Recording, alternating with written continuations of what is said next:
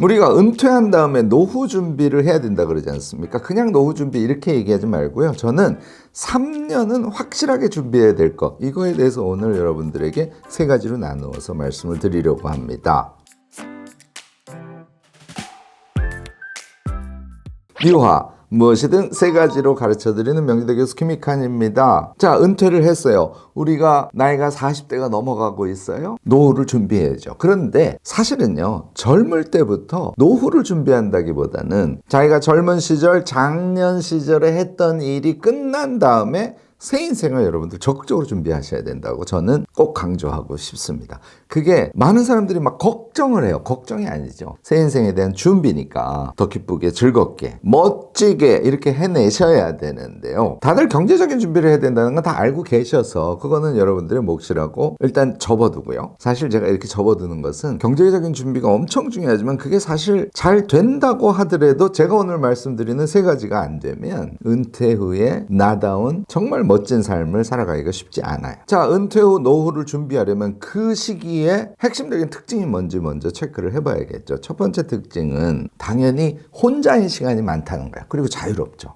두 번째 특징은 세상과 거리가 멀어진다는 거예요. 그리고 세 번째 특징은 그 나이가 되면 주변에 지인들의 부모님들이 자꾸 돌아가시기 시작해요. 장례식장에 엄청 가죠. 죽음이 가까이 느껴지기 시작해요. 이 세 가지 특징을 잘 생각해야 우리가 은퇴 후 노후를 위해서 무엇을 준비해야 되는지가 명확하게 답이 나올 수 있다고 저는 생각합니다. 시간이 많고 자유로우니까 첫 번째 준비해야 될 것은 나다운 일, 내가 몰두할 취미, 일도 좋고 취미도 좋아요. 그것을 준비하는 게 제일 중요해요. 이걸 발견하는 게 중요한데요. 제가 다른 영상에서 소개한 적이 있습니다만 나의 인생 지도를 자주 그려보시는 게 좋습니다. 가운데 꿈 같은 거 써놓고요. 일상에서의 여러 영역들에 자기가 하고 싶은 것들을 또 좀 써보시기도 하고 좋은 습관, 나쁜 습관 써보시기도 하고요. 제가 또 하나 권하는 것은 버킷리스트를 꼭 써보셔야 돼요. 정말 마음을 비우고 정말 자기가 죽기 전에 꼭 하고 싶은 것들, 이거 한 번 써서 되지 않고요. 한 번 쓴 거를 보름 지난 다음에 또 고쳐보고 이렇게 해서 버킷리스트를 완성하면 여러분들이 나다운 삶을 어떻게 꾸릴 것인지 이거에 대해서 찾아내실 수 있어요. 그 상태에서 그것을 생각만 하고 계셔서는 안 되고요. 당연히 연습을 하셔야 됩니다.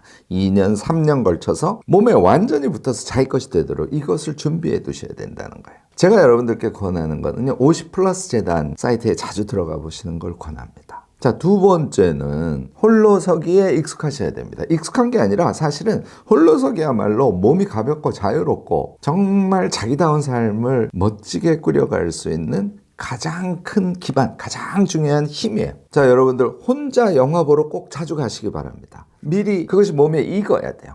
혼자 맛있는 레스토랑에 가서 음식을 즐기면서 음식 드시기 바랍니다. 혼자 산에 가시고요. 제가 정말 권하는 것은 혼자 여행하시는 거. 이런 것을 2, 3년 준비하시지 않습니까? 여러분들은 홀로서기의 기쁨이 뭔지를 이제 정확하게 알게 돼요. 자, 세 번째는 죽음이 가까이 느껴지니까 존엄한 우리의 죽음에 대한 좀 적극적인 준비를 해두시기를 저는 권합니다. 제가 세 번째로 말씀드리는 이 존엄한 죽음에 대한 준비도 말이죠. 미리미리 생각해 두시고 좀 뭔가 만들어 두시기도 하고 써 두시기도 하고 이렇게 하면요. 우리 은퇴 후 그리고 노후의 삶, 이게 굉장히 길거든요. 이 시기를 정말 정신적으로 풍요롭게 여러분들 살아가실 수 있을 겁니다. 이것과 관련해서 제가 더 적극적으로 권하는 것은 자식 사랑을 마음껏 해두는 거예요. 물론 시간을 너무 많이 투여해서는 안 됩니다. 왜냐하면 홀로 서서 스스로 자유롭게 사는 것에 방해가 되니까.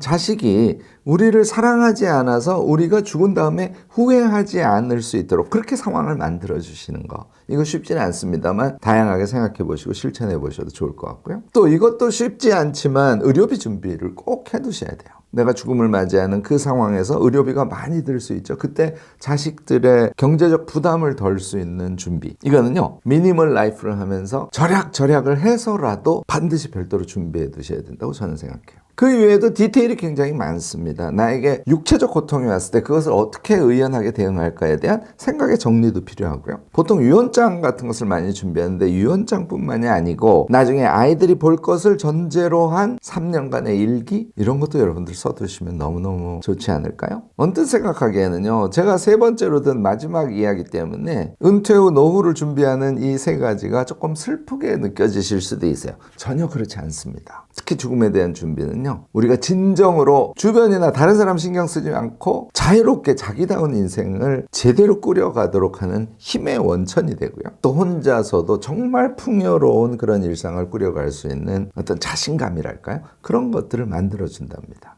죽음에 대한 준비를 포함해서 오늘 제가 말씀드린 3가지 실천하면서요, 그냥 마음으로만 정리하시지 말고 적어도 2년 내지 3년 동안 적극적으로 미리 준비해 두시면 너무너무 좋지 않을까 싶습니다. 여러분들도 나이 든 다음에 우리의 삶에 대한 여러 가지 걱정 같은 것들을 많이 하고 계실 겁니다. 저는 걱정보다 더 적극적이고 기쁜 준비를 하시기를 권하는데요, 여러분들도 이 부분에 대한 여러 가지 자기 생각을 갖고 계실 거예요. 지혜 나눔 댓글로 부탁드리고요, 오늘 제 이야기가 도움이 되셨다면 좋아요, 구독, 알림 설정까지 꼭 부탁드리겠습니다.